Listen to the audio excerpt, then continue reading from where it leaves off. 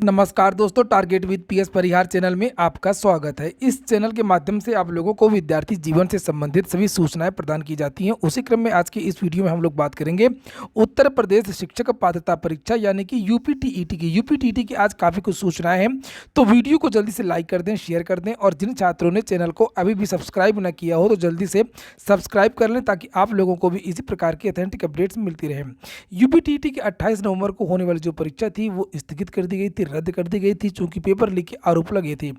और अब जो अगली परीक्षा होगी वो कब होगी, कैसे होगी, क्या क्या बदलाव होंगे, इन सारे मुद्दों पर जो बेसिक शिक्षा राज्य मंत्री हैं स्वतंत्र प्रभार डॉक्टर सतीश चंद्र द्विवेदी जी, उन्होंने काफ़ी कुछ कहा है। और आइए सबसे पहले देखते हैं कि समाचार पत्रों के माध्यम से क्या जानकारी दी गई है। इंडिया टीवी से बातचीत में यहाँ पर बताया गया है कि यूपीटीटी के परीक्षा के पेपर में अब होंगे ये अहम बदलाव। और नीचे यहाँ पर लिखा कि पेपर लीक यूपीटीटी चलते 28 नवंबर को होने वाली परीक्षा को रद्द कर दिया गया था। और पेपर लीक की इस घटना से सबक लेते हुए यूपीटीईटी परीक्षा में कई बदलाव किए गए हैं। यह कहना है उत्तर प्रदेश के बेसिक शिक्षा मंत्री सतीश चंद्र द्विवेदी का। उन्होंने बताया है कि हर छात्रों के लिए अब एक अलग लिफाफे में बंद प्रश्न पत्र, कॉपी और ओएमआर होगी। यानी कि पहले जो पूरा इकट्ठा एक बॉक्स में बंद होकर के विद्यालय में आता था और वहाँ से आउट होने की शंकाएं रहती थी, यह रास्ते में उनको आउट कर दिया जाता था। इसलिए हर जो प्रश्न पत्र है उसका जो पैकेट है वो बंद रहेगा, वो सीधे सीधे विद्यार्थी को मिलेगा, विद्यार्थी पैकेट को फाड़ेंगे, जैसा कि बहुत सारी परीक्षाओं में होता भी है यूपी की खास तौर से।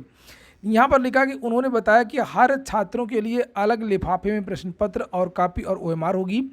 इस तरह से हर उम्मीदवार का पेपर और आंसर शीट अलग ही होंगे।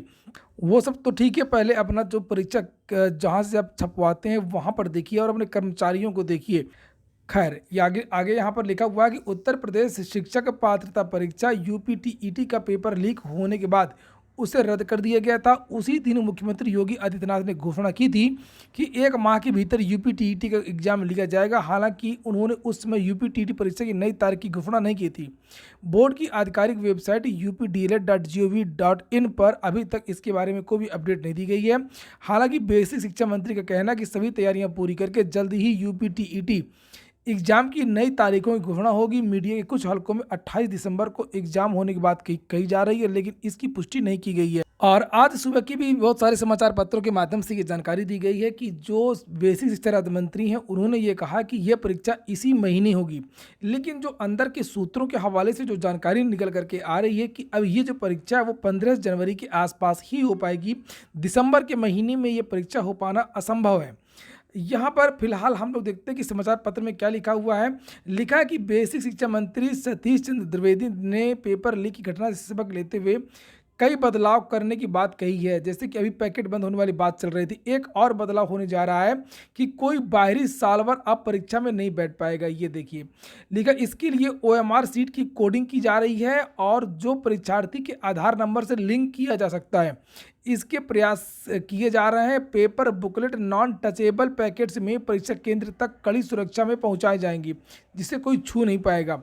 और लिखा है कि अगर कोई यहाँ पर जो उसकी जो कोडिंग होगी वो आधार से लिंक कर दिया जाएगा और उसका जो वेरिफिकेशन है वो किया जा सकता है। और लिखा है कि 1000 किलोमीटर पेपर दूर छपेगा, बहुत दूर, बहुत गोपनीय तरीके से इस बार जो पेपर है वो छपवाए जाएंगे। और यहाँ पर आगे लिखा है कि इसके अलावा शिक्षा मंत्री ने यह भी बताया कि पेपर प्रिंटिंग का काम गोपनीय दस्तावेजों के प्रिंट करने वाली सिर्फ एक अनुभवी प्रिंटिंग प्रेस को ही दिया जाएगा। और उन्होंने बताया कि पेपर अन्य राज्य की प्रिंटिंग प्रेस में प्रिंट कराए जाएंगे, जिसकी दूरी राज्य से कम 1000 किलोमीटर दूर होगी। एक बार सभी तैयारियां पूरी कर ली जाएंगी तो इसके बाद ही एग्ज़ाम की नई तारीखों का ऐलान किया जाएगा।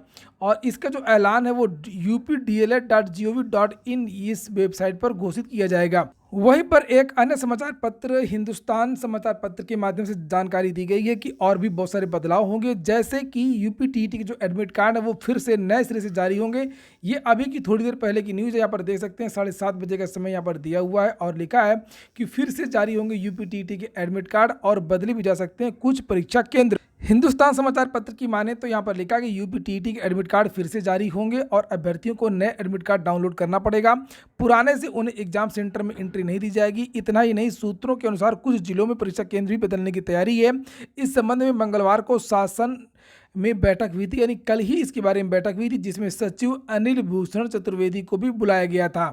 वहीं पर आगे यहाँ लिखा हुआ है कि पेपर लीक के कारण निरस्त उत्तर प्रदेश शिक्षक पात्रता परीक्षा को फिर से कराने के लिए परीक्षा नियामक प्राधिकारी कार्यालय ने तैयारियां शुरू कर दी हैं।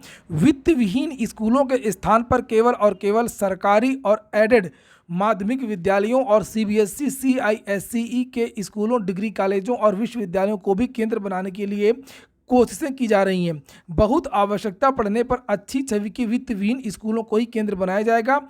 इसके लिए जिला विद्यालय निरीक्षकों से भी वार्ता हो रही है, ताकि केंद्रों को बदलने में आने वाली कठिनाइयों को दूर किया जा सके।